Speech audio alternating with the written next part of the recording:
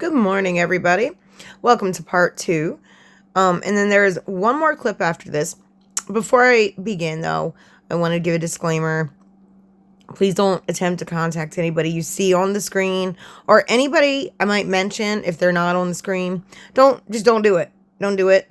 This is all commentary and opinion on matters of publicly available information. Trigger warning might contain graphic and disturbing details about crimes against humanity. Okay, let's begin. All right, Piers. According to these leaks, and this is a leak from the Virginia Giuffre book I wanted to talk to you about. We have to be talking about them in that context. Prince Andrew was entitled, it says, and saw having sex with his abuse accuser, Virginia Giuffre, as his birthright.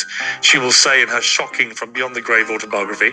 Virginia, who wrote the book before her death, age 41 in April, is also expected to claim the Duke said thank you in a clipped British accent after the alleged encounter when she was 17.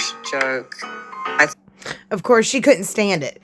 She couldn't stand to actually let someone finish their thought or their sentence. She had to chime in there. I think it's ridiculous. I think it's ridiculous. The whole thing is such a joke. You know, that actually people believe the girl that said, oh, I have 4 days to live. And she, you know, the girl just made up stories. And it's... How do you know she made it up? Because she did die, like, soon thereafter, Lady Victoria Hervey, and we still don't really know the full way she died. Some people say she OD'd, some people say she hung herself, but like nobody really knows for sure, except for maybe her family. And she didn't just make up stories. Probably not her fault. Like, she was abused by her father and her father's friend when she was 7 years old. Has anybody else heard that? I have not heard that one time. I did hear she was abused as a child. I heard that. I didn't hear anything about her being abused by her father. I didn't hear her say that. This is the first time I'm hearing of it. And also, I'd like to point out something. She is saying that she believes that photograph of Andrew and that pretty much everything that Virginia has said has been essentially more or less made up. That's her claims. But yet then again, the sole proof that she has that it's all made up and that she just makes up stories is the fact that she has heard phone recordings of Virginia herself saying that. Only Lady Victoria Hervey has heard these recordings, though.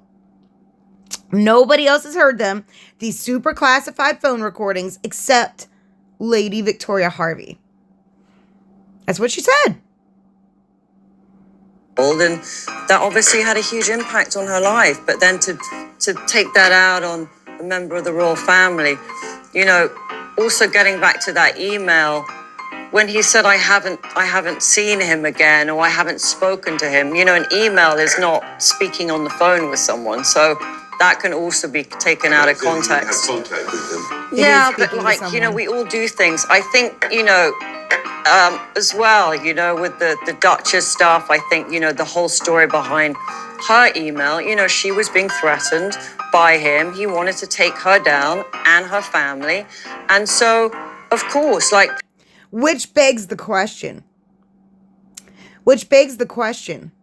How could Jeffrey Epstein be powerful enough to even threaten the Duchess of York? That does beg the question on how powerful he actually was. I mean, like, if he can threaten the Duchess of York, you know what I mean? So it kind of opens up more questions. Piers, you have children. I know you have a small daughter. I've met her in LA. Did you all catch that?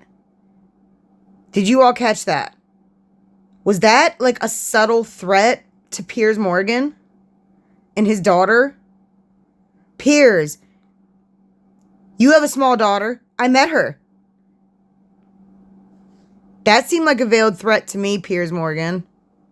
wouldn't you, like, you would want to, if someone said he was going to Flew come right after over his head. your kids and everything, even catch it. I would probably write a groveling email as well. Of course, but I think the problem He is didn't even catch it. where you're a very high-profile public figure and you make definitive statements to the world. Also, well, hang on, let me finish. Yeah. That you're cutting off all contact, and then within days you're sending emails to that person which completely contradict the public statements. That's the problem. Well, surely the problem really is, Piers, that if you're in that exalted position of being in the royal family, you have a responsibility to say the truth. You have a responsibility of the position But he and probably the constitutional forgot, position. you know. And Look, she can't stand it. She can't stand it. She cannot stand to let anyone else get a thought out. She's got to be, but it's all made up. It's all made up.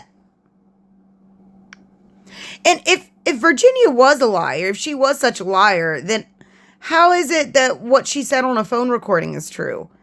I mean, either she's a liar or she's not. what he did, Andrew, was he invited that interview. He didn't have to do it.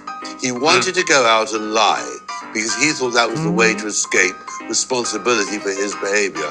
And that is what really is so indictable about him. And I go back to this issue that I think a lot more will come out when the Epstein files finally are released. And I fear that Andrew is going to be even more trouble than he is at the moment. Because at the moment, certainly. he can Can I hide. speak again, please?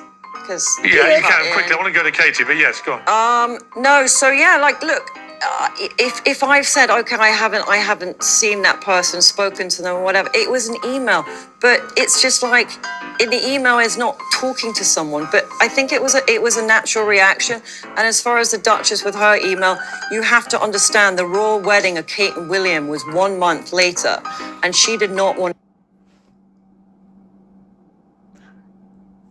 This is a common theme, not just with Lady Victoria Hervey, with all the news sources in the UK. That is the first thing that they want to care about, is how it looks on the royal family or the event coming up. Like, they never, ever, ever think about, like, what this has done to these victims. They never think about that. It's the royal family, always. Make a fuss. She didn't want to cause any stress on the royal family. She wanted the Jeffrey Epstein thing to go away. If someone was threatening me, I would be exactly the same. And bring on this Virginia book, you know. Bring on this Virginia book. As if, oh my God. How hateful must you be that even when someone is in their grave, you are holding stuff that's happening right now against them? How hateful do you have to be? And, you know, I kind of feel sorry for Lady Victoria Hervey. For some reason or the other, she's sitting there defending Andrew as if she's defending her own damn self. And maybe in a way she is, because she's a royal, technically, I guess, or related to them. So maybe in a way she does feel like she's defending herself. But, like,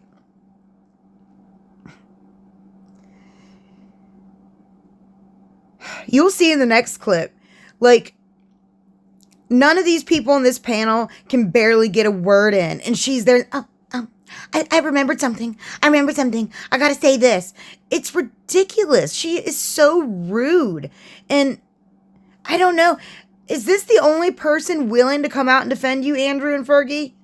You really need to find someone else, because she's just not, it's not hitting the way you think it will. It should. It's not hitting. But anyways, I'll be back for the final clip. Stay tuned.